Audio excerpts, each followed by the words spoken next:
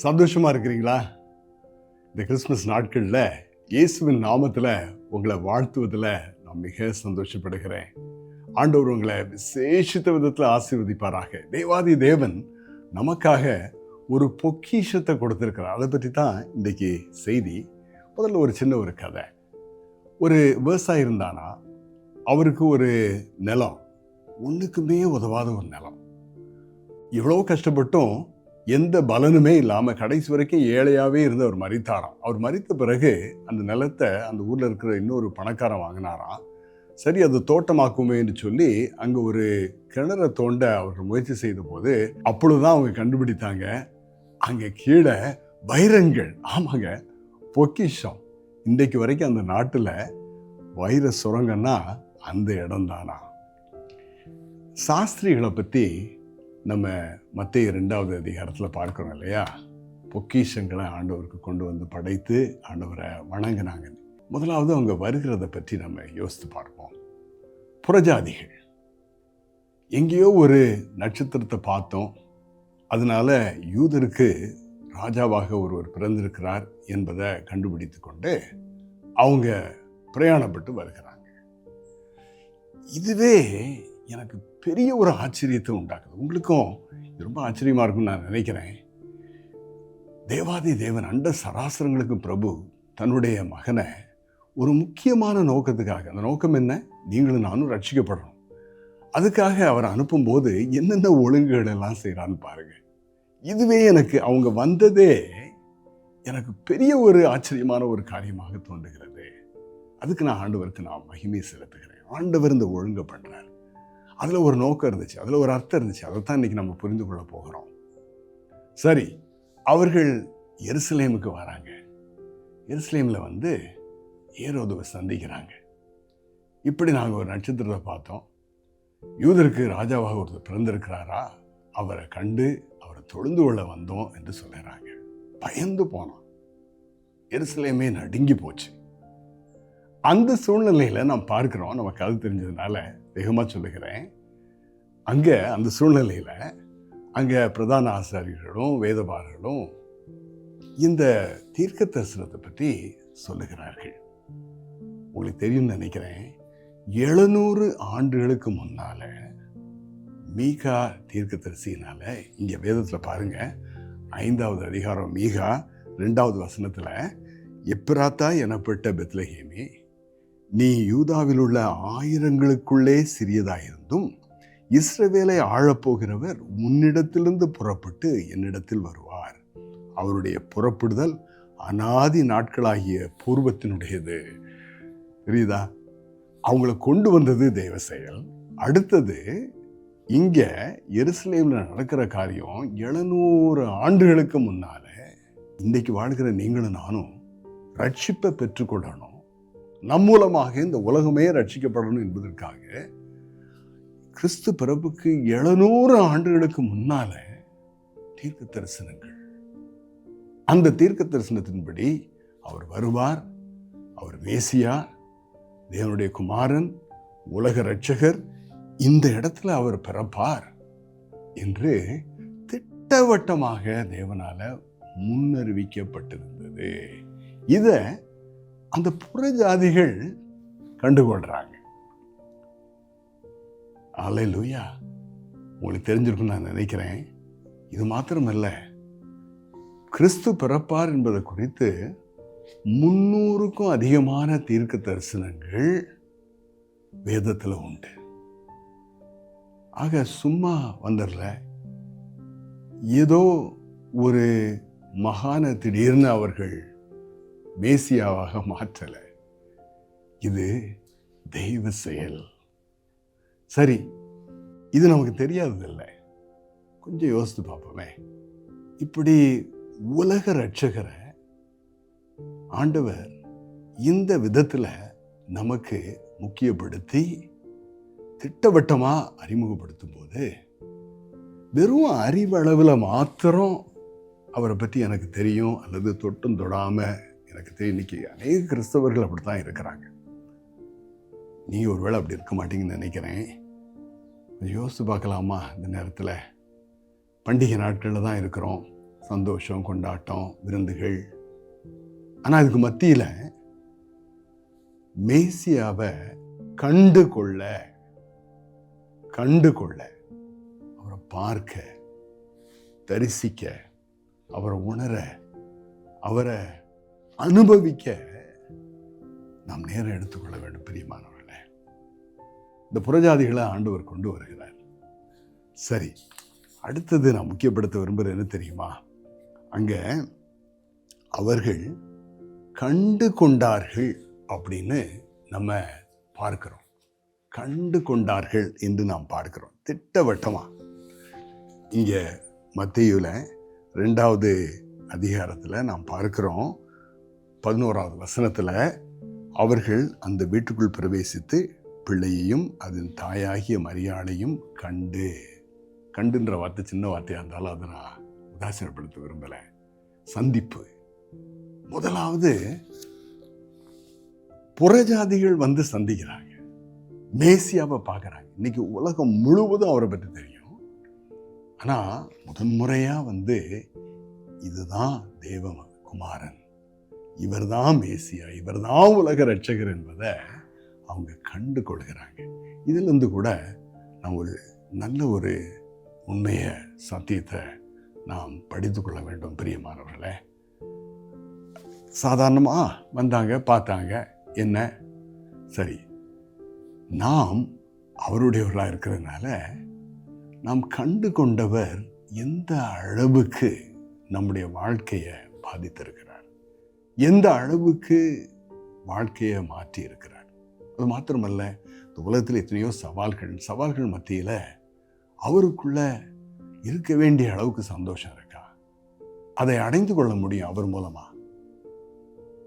சமாதானம் இருக்கா? ஒரு நம்பிக்கை, எதிர்காலத்து குறித்து நம்பிக்கை இருக்கா? நானும் கிறிஸ்தவன் தான், நானும் கிறிஸ்தவன் தான், ஆனால் மற்றவர்களை போல தானே என் சூழ்நிலை இருக்கலாம். ஆனால் அவரை கண்டு கொண்டதுனால, அவரை வாழ்க்கையில் நம்முடையவர்களாக நாம் மாற்றிக்கொண்டதுனால அந்த சந்திப்பு வாழ்க்கையில் எத்தனையோ காரியங்களை செய்திருக்கணும், செய்ய முடியும். இந்த உண்மையை இன்னைக்கு நான் கோடிட்டு காட்ட விரும்புகிறேன். ஆக அந்த சந்திப்பு நடக்குது. அந்த சந்திப்பை நாம் பிரதானப்படுத்தி தான் இந்த நாட்களில் கிறிஸ்மஸ் கொண்டாடுகிறோம். இந்த நேரத்தில் நாம் அவரை கண்டுகொண்டு நம்முடையவராக்கி அது மூலமாக பயன்பட்டு இருக்கிறோம் அப்படின்னா, அதே நேரத்தில் இதன் மூலமாக மற்றவர்களுக்கும் பயன் இருக்கணும் என்று வேதம் நமக்கு போதிக்கிறது. இயேசு கிறிஸ்துவனுடைய பிறப்பை மையமாக அங்கே சுவிசேஷ புஸ்தகத்தில் வைத்துட்டு, அந்த 4 புஸ்தகங்களுக்கு அப்புறம் அப்படின்னா எருசலேம், யூதேயா, சமாரியா, உலகத்தின் கடைசி பரியந்தமும் இந்த செய்தி போகணுமே. வெறும் செய்தி மாத்திரமல்ல, என் வாழ்க்கையின் சாட்சி இயேசுவை பிரதிபலித்து அநேகருக்கு அது ஒரு ஆசீர்வாதமாக மாறணுமே என்பதை முக்கியப்படுத்துகிறது இந்த சம்பவம். ஆக இந்த கிறிஸ்மஸ் நமக்காக மாத்திரம் இல்லை, இந்த உலகத்துக்காக. ஆனால் இந்த கிறிஸ்மஸை உலகத்துக்கு கொடுக்கணும்னா, நான் உதாரணமாக சொல்லுகிறேன், பவுலை போல. பவுல் கண்டு கொண்ட உடனே அவருடைய வாழ்க்கையில் அவர் எப்படி வாழ ஆரம்பித்தார் தெரியுமா? அதை சொல்லுகிறாரு பிலிப்பியர் 3:7. ஆகிலும் எனக்கு லாபமாய் இருந்தவைகளோ அவைகளை கிறிஸ்துவுக்காக நஷ்டமென்று எண்ணினேன். அது மாத்திரமல்ல, என் கர்த்தராகிய கிறிஸ்து இயேசுவை அறியும் மேன்மைக்காக. ஒன்று விட வேண்டியது எல்லாத்தையும் விட்டுட்டார். நான் விட்டுருக்குறோமா? அப்படி விட்டாதான் உலகத்தில் இருக்கிற வேண்டாத காரியங்களை நாம் அற்பமாக எண்ணி புறக்கணித்தாதான் அவரை அறியும் அறிவின் மேன்மைக்காக நாம் நம்மையே ஒப்பு கொடுக்க முடியும். அதனால நம்முடைய குணாதிசயம் மாறும், நம்முடைய கண்ணோட்டம் மாறும். நாம் மற்றவர்கள் வாழ்வது போல சாதாரண காரியங்களுக்காக நாம் வாழ மாட்டோம். நம்முடைய நோக்கமே வித்தியாசமாக இருக்கும். நம்முடைய குணாதிசயம் சாதாரண ஏதோ மற்றவர்கள் நம்மளை பொறுத்து போகக்கூடிய அளவில் இருக்காது. நிச்சயமாக நம்முடைய குணாதிசயம் மற்றவர்களுக்கு பெரிய பெரிய அளவில் ஆசீர்வாதத்தை கொண்டு வருகிறதாக இருக்கும். அப்படிப்பட்ட ஒரு வாழ்க்கை வாழணும் அப்படின்னு சொல்லி இந்த கிறிஸ்மஸ் காலங்களிலே நாம் அழைக்கப்படுகிறோம். அவர் இன்னும் நான் அறிந்து கொள்ளணும், அவரால் இன்னும் என்னுடைய வாழ்க்கையின் பல பகுதிகள் மாறணும், அதனால் என்னுடைய குணாதிசயம், என்னுடைய நோக்கம், நான் வாழும் முறை, இவைகளெல்லாம் மாறணும். ஒரு ட்ரக் டிரைவர் சாராய வண்டியை ஓட்டிக்கிட்டு இருந்தாராம். இயேசு கிறிஸ்துவை அறிந்த உடனே வேலையை விட்டுட்டாராம். குடும்பஸ்தன். இன்னொன்று, நாங்கள் ஒரு நிலத்தை ரெஜிஸ்டர் பண்ணதுக்கு போனோம். அந்த நேரத்தில் சொன்னாங்க, அங்கே லஞ்சம் கொடுக்காட்டா ஒன்றும் நடக்காது அப்படின்னு. ஜெபித்து கொண்டே போனேன். லஞ்சம் கொடுக்க முடியாதுன்ற தீர்மானத்தோடு போனேன். என்னன்னு தெரியுமா? அங்கே அன்னைக்கு அந்த முக்கியமானவர் லீவு. இன்னொரு பெண் அந்த இடத்துல இருந்தாங்க. அவங்க ஒரு நல்ல ஒரு விசுவாசி. ஒரு பைசா வாங்காமல் அதை ரெஜிஸ்ட்ரேஷன் பண்ணி கொடுத்தாங்க. அப்போ நான் நினைத்தேன், அப்போது இந்த உலகத்தில் நாம் ஆண்டவரால் மாற்றப்பட்டதுனால வாழ்க்கையின் பல பகுதிகளிலும் அதனுடைய பிரதிபலிப்பு தெரியுது. ஒரு ரவுடியை பற்றி அறிவேன். அவர் ரட்சிக்கப்பட்ட உடனே எங்கெங்கிருந்தெல்லாம் திருடி இருக்கிறாரோ அதெல்லாம் திருப்பி கொடுத்தாராம். யாரையெல்லாம் அவர் அடித்து துன்புறுத்தி இருந்தாரோ அவங்ககிட்ட எல்லாம் போய் மன்னிப்பு கேட்டாராம். கிட்டத்தட்ட 6 மாதம் செலவழித்து எல்லாரிடத்துலையும் ஒப்புரவான பிறகுதான் அவர் விசுவாச வாழ்க்கையை வாழ ஆரம்பித்தாராம். இன்றைக்கி அவர் ஒரு பாஸ்டராக இருக்கிறார். இதைத்தான் இயேசு கிறிஸ்துவோடு கூட நாம் சந்திக்கிற இந்த சந்திப்பு நம்முடைய வாழ்க்கையில் செய்ய முடியும். இன்னொரு முக்கியமான காரியத்தை இந்த சம்பவத்திலிருந்து நாம் படித்துக் கொடுக்குறோம் பிரியமானவர்களே. என்னன்னு பார்க்கலாமா? இங்கே மத்தேயு 2:10-11 நான் சேர்ந்து வாசிக்கிறேன். அவர்கள் அந்த நட்சத்திரத்தை கண்டபோது மிகுந்த ஆனந்த சந்தோஷம் அடைந்தார்கள். இது எப்போ அப்படின்னா, ராஜாவிடத்திலிருந்து பெத்லகேமுக்கு நேராக போகும்போது. திரும்பவும் ஆண்டவர் ஏதோ ஒரு நட்சத்திரம் இல்லை, இதுக்காக ஆண்டவர் திட்டவட்டமாக செய்த ஒழுங்கு பண்ண ஒரு நட்சத்திரம் இவங்களை நடத்துது. எந்த நட்சத்திரம் இப்படி நமக்கு முன்னால் போகும்?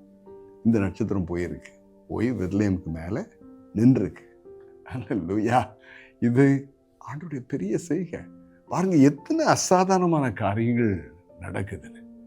அது மாத்திரம் இல்லாமல் அவர்கள் அந்த வீட்டுக்குள் பிரவேசித்து பிள்ளையையும் அதன் தாயாகி மரியாதையும் கண்டு சாஷ்டாங்கமாய் விழுந்து அதை பணிந்து கொண்டு. இதை வாசித்த உடனே என்னால் இன்றைக்கு ஆண்டவரை பற்றி அறியாத உலகத்தை பற்றி நினைக்காம இருக்கவே முடியலை.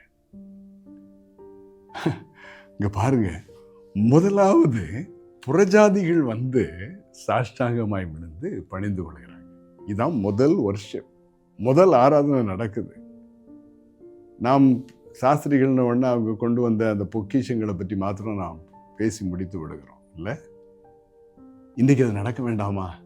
இந்தியாவில் 97% மந்தைக்கு வெளியில. பாருங்க, அண்ட சராசரங்களையும் படைத்த தெய்வன் தன்னுடைய ஒரே மகனை பலியா, ரட்சகரா உங்களுக்காகவும் எனக்காகவும் அனுப்பும்போது அவர் எல்லா ஒழுங்குகளையும் பண்ணுகிறார். இந்த சம்பவத்தில் எத்தனையோ பெரிய தேவ செயல்கள், அசாதாரணமான செயல்கள் நடக்குது. ஆனால் அதுக்கு நடுவில் ஒன்று முக்கியப்படுத்தப்படுது. அதுதான் இந்த ஆராதனை. ஆக கிறிஸ்மஸ் அப்படிங்கும்போது கொண்டாட்டம், விருந்து, நண்பர்கள், உறவினர்கள் இதெல்லாம் ஞாபகத்துக்கு வரும். ஆனால் அதுக்கு மத்தியில் நீங்களும் நானும் ஆண்டவரை அறிந்திருக்கிறதுனால சொல்கிறேன், பயபக்தி. அவரை பற்றிய ஒரு பயம், அவரை பற்றிய ஒரு பயமும் பக்தியும் இந்த நாட்களில் நம்முடைய இருதயத்தை நிறைக்கணும். அதைத்தான் நம்ம பார்க்குறோம். சரி, ஆராதனை அப்படின்னு சொல்லும்போது ஏதோ இந்த கிறிஸ்மஸ் நாட்களில் அவர் வெறும் பாலகனா மாத்திரம் பார்த்து பழகிட்டோம் இல்லையா? அப்படி இல்லாமல் வந்தது யாரு? கொலோசையர் 1:15 அவர் அதரிசனமான தேவனுடைய தற்சுரூபமும் சர்வ சிருஷ்டிக்கும் முந்தின பேருமானவர். இப்படி இயேசு கிறிஸ்துவை பார்க்கணும். திரும்பி வாசிக்கிறேன். அவர் அதரிசனமான தேவனுடைய தற்சுரூபமும் சர்வ சிருஷ்டிக்கும் முந்தின பேருமானவர். சரி, அவரை இப்படிதான் நானும் நினைத்திருக்கிறேன். ஆமா, அவர் தேவாதி தேவன், அவர் பரலோகத்திலிருந்து வந்தார் எனக்காக அப்படின்னா, மல்லியா தீர்க்கதரிசி 1:6 இப்படி பார்க்கிறேன். குமாரன் தன் பிதாவையும் ஊழியக்காரன் தன் எஜமானையும் கனம் பண்ணுகிறார்களே, நான் பிதாவானால் என் கனம் எங்கே? இப்படி ஆண்டவர் நம்மகிட்ட கேட்டார்னா எப்படி இருக்கும்? நான் எஜமானனானால் எனக்கு பயப்படும் பயம் எங்கே என்று சேனைகளின் கர்த்தர் சொல்லுகிறார். பயம், பயபக்தி. இந்த கிறிஸ்துமஸ் நாட்கள்ல வாழ்க்கையை கொஞ்சம் திருப்பி பார்ப்போம். மறுபரிசீலனை செய்வோம். செய்த சில காரியங்களை அவருக்கு பயந்துதானா வாழ்க்கை நடந்திருக்கு இது வரைக்கும்? அவருக்குரிய பக்தியோடு கூட தான் நம்மையும் நம்முடைய குடும்பத்தையும் நடத்தி கொண்டு இருக்கிறோமா? பிரியமானவர்களே, அது மாத்திரமல்ல, அவர்கிட்ட இப்படி அண்ட சராசரங்களையும் படைத்த தேவாதி தேவனுடைய மகன் இங்கே கீழே இறங்கி வந்தபோது பிலிப்பியர் 2:5 நாம் பார்க்கிறோம், கிறிஸ்து இயேசுவில் இருந்த சிந்தையே உங்களிலும் இருக்க கடவுது. அவர் தேவனுடைய ரூபமாயிருந்தும் தேவனுக்கு சமமாயிருப்பதை கொள்ளையாடின பொருளாய் எண்ணாதபடிக்கு தம்மைத்தாமே வெறுமையாக்கி அடிமையின் ரூபம் எடுத்து மனுஷ சாயலானார். இயேசு நமக்கு சொன்ன ஞாபகம் இருக்கும், அப்படியே மனுஷகுமாரனும் ஊழியங்கள் கொள்ளும்படி வராமல் ஊழியம் செய்யவும் அநேகரும் மீட்கும் பொருளாக நம்முடைய ஜீவனை கொடுக்கவும் வந்தார் என்று சொல்லி மார்க் 10:45 நாம் பார்க்கிறோம் இல்லையா? இதனுடைய அடிப்படையில் ஒரு சில காரியங்களை சொல்லி இந்த செய்தியை நான் நிறைவு செய்கிறேன். இந்த கிறிஸ்மஸ் காலங்களில் கிறிஸ்மஸை நான் கொண்டாடலாம், அதுக்கு எனக்கு உரிமை இருக்கு. என்னுடைய குடும்பத்தோடு கூட அநேக சந்தோஷமான காரியங்களை செய்யலாம். ஆனால் அதுக்கு நடுவில் அவர் உண்மையிலேயே நான் கண்டுகொண்டேன்னா எந்த அளவுக்கு என்னுடைய வாழ்க்கை மாறி இருக்கு, இன்னும் எந்த அளவுக்கு என்னுடைய வாழ்க்கை மாறணும் யோசித்து பார்க்கறது நல்லது. அது மாத்திரம் இல்லை, இப்படி அவரை உண்மையிலேயே எப்படி பார்க்கணுமோ, எப்படி அவரை அணுகணுமோ, எப்படி அவருக்கு முன்பாக பயபக்தியோடு கூட நான் இருக்கணுமோ, அப்படி நான் தொடர்ந்து வாழும்போது நிச்சயமாக மீதி வேதத்தை, அதாவது சுவிசேஷ புஸ்தகங்களை தாண்டி வாசிக்கும் போது திட்டவட்டமாக வேதம் நமக்கு போதிக்கிறது, விசுவாசிகளாகி நமக்கு போதிக்கிறது என்னன்னா, உனக்காக மாத்திரம் வாழ்க்கையை வாழாத, ஊழியம் செய்கிறியா, அதுக்கு நேரம் உண்டா, அதுக்கு எண்ணம் உண்டா? எல்லாருக்கும் நாங்கள் நன்கொடைகள்லாம் அனுப்புகிறோம், அது போதாது.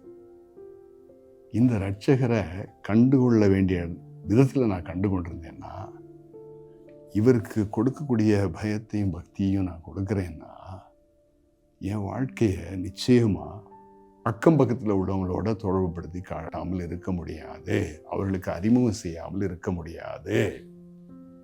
இல்லாட்ட இது வேற விதமான பயபக்தி, அது எல்லாருக்கும் இருக்கு. ஆனால் நமக்கு இருக்க வேண்டிய பயபக்தி என்னன்னா, இவரை ஒரு தீவிரவாதியை போல இவரை ஏற்றுக்கொண்டதுனால, இவரை பின்பற்றதுனால, இவரை உலகம் முழுவதும் அறிந்து கொள்ளணுமேன்னு சொல்லி அதுக்கு என்னென்னலாம் செய்யணுமோ, என்ன ஒடுக்கி நான் என்னென்னலாம் செய்யணுமோ, என்னுடைய வாழ்க்கையின் காரியங்களை ரொம்ப பெரிதுபடுத்தாதபடி அவரை எந்தெந்த விதங்களெல்லாம் உயர்த்தணுமோ, அதுக்கு என் வாழ்க்கை முழுவதையும் நான் ஒப்பு கொடுத்தேன். இந்த விதத்தில் ஆண்டவரை தொழலாமா, கொண்டாடலாமா? கர்த்தர் உங்களை ஆசீர்வதிப்பார். பிரியமானவர்களே, நீங்கள் ஆண்டவரை அறிந்தவங்க, ஆனால் இந்த ரீதியில் இன்னும் நம்மளை ஒப்பு கொடுக்கறதுக்கு நாம் முன் வருவோம். கர்த்தர் நிச்சயமாக இந்த கிறிஸ்மஸ் நாட்களிலே உங்களையும் உங்களுடைய குடும்பத்தையும் உங்களுடைய இனஜனத்தாரையும் உங்களுடைய நண்பர்களையும் மிகுதியாய் ஆசீர்வதிக்கணும். அதுக்கு நீங்கள் ஒரு கருவியாக மாறுகிறீங்க. அல்லேலூயா. Happy Christmas. ஆண்டவரே, தேவாதி தேவன், ராஜாதி ராஜா, எங்களுக்காக நீங்கள் இறங்கி வந்து ஒரு அடிமையின் ரூபம் எடுத்து கடைசியில் ஒரு குற்றவாளியை போல சிலுவையில் மறித்தீங்க. அதனுடைய ஆரம்ப நாட்களை நினைத்து பார்க்கிறோம். அங்கேயும் கூட உம்முடைய மகிமை வெளிப்பட்டது. புறஜாதிகள் வந்து உம்மை வணங்கி தொழுது கொண்டார்கள். தகப்பனே, இந்த கிறிஸ்மஸ்ல நாங்களும் ஆண்டவரே உம்மை உண்மையிலேயே கண்டவர்களாக எங்களுடைய சாட்சி காணப்படட்டும். உமக்கு பயபக்தியோடு கூட நாங்கள் எங்களுடைய ஆராதனையை கொண்டு வர உதவி செய்யுங்க. ஆண்டவரே, உம்மை துதிக்க உதவி செய்யுங்க. அதன் மூலமாக இன்னும் உம்மை உயர்த்தி காண்பிக்க, இன்னும் ஆண்டவரே வேண்டுமென்றே சுவிசேஷத்தை மற்றவர்களோடு கூட பகிர்ந்தளிக்க, அதற்கு ஏற்ற ஒரு மனநிலைமையை, அதற்கு ஏற்ற ஒரு வாழ்க்கையை, அதுக்கேற்ற ஒரு அர்ப்பணத்தை எங்களுக்கு கொடுக்கணுமே என்று சொல்லி பாதம் பணிந்து நாங்கள் கேட்டுக்கொள்கிறோம். இந்த நாளிலே எங்களை தாழ்த்துகிறோம், விட்டு தருகிறோம். உமக்காக வாழ முழுவதுமாக அர்ப்பணம் செய்கிறோம், தீர்மானிக்கிறோம். இந்த நாம மாத்திரம் மகிமைப்படட்டும். இந்த கிறிஸ்துமஸ் நாட்களிலே விசேஷமாக என் குடும்பத்தின் மூலமாக, ஆண்டவரே என்னுடைய சபையின் மூலமாக, ஆண்டவரே என்னுடைய கிறிஸ்தவ சமுதாயத்தின் மூலமாக உம்முடைய நாமம் இன்னும் அதிகமாய் எந்த விதத்தில் உயர்த்தி காட்டப்படணுமோ அப்படி உயர்த்தி காட்டப்படட்டும். அதன் மூலமாக பெரிய தாக்கம் எல்லாம் ஏற்படட்டும். துதிக்கிறோம், வாழ்த்துகிறோம், நன்றி செலுத்துகிறோம். இயேசுவின் மூலம் ஜெபிக்கிறோம் பிதாவே. ஆமென்.